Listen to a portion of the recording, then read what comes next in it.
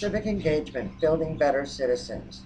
The civic engagement of young adults, whether in the form of joining community groups, volunteering to help neighbors, or leading grassroots efforts to gain civil rights, is important to the health and performance of democracy. Today, many colleges and universities are connecting with their communities through civic engagement. But what if you can't go to college? While there are many grant opportunities, there are always those who still cannot attend, whether because they lack the encouragement of family or because they must work to support their family. The type of citizen one will become is shaped early on from adolescence to young adulthood.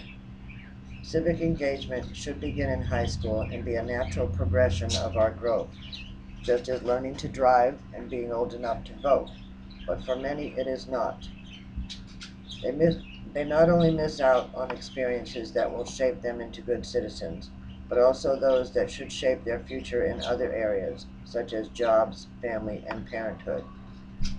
With the decline of interest of young adults in their community and politics since the 70s, it has become more important than ever to encourage civic community engagement. Let us consider voting as a civic engagement. In studying the trends in voting, consult the following chart taken from Flanagan and Levine, showing trends in youth voting. As you can see by the chart, while most people eventually become likely to vote, it is taking generations subsequent to 1970 considerably longer to begin this trend. On the upside, this chart shows a delay in voting and not a decline. As you can see from the following chart, the youth turnout eventually reaches, or in some elections surpasses, that of adults. In 2008, the youth vote peaked with the running of the first African American for president. Not for its novelty, but because it made a statement about our country. We were growing up, putting aside racial differences and making a difference in our society.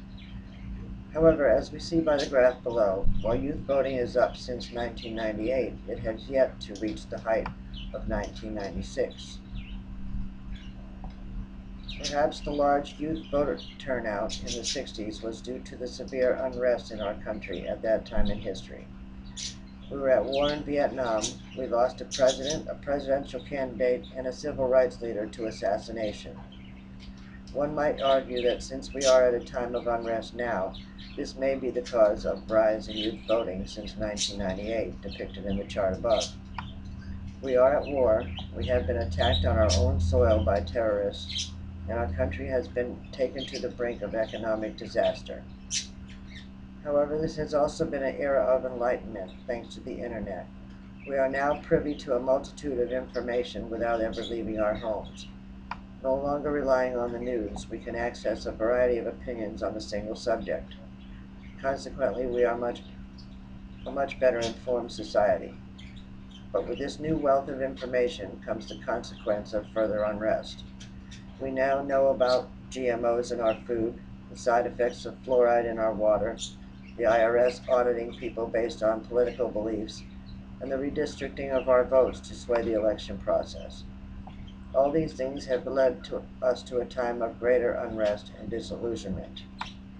At a time when many feel that community engagement can't even make a difference, Peter Levine tells us in his article, A Defense of Higher Education and Its Civil Mission, that there is a statistical finding that you should like if you are involved with community engagement. My colleagues and I have found that when more residents were engaged in civic work, unemployment rose less badly in counties, cities, and states during and after the Great Recession of 2008. So as you see, we can make a difference through community engagement. It has always been that in times of great distress, we, the people, come together.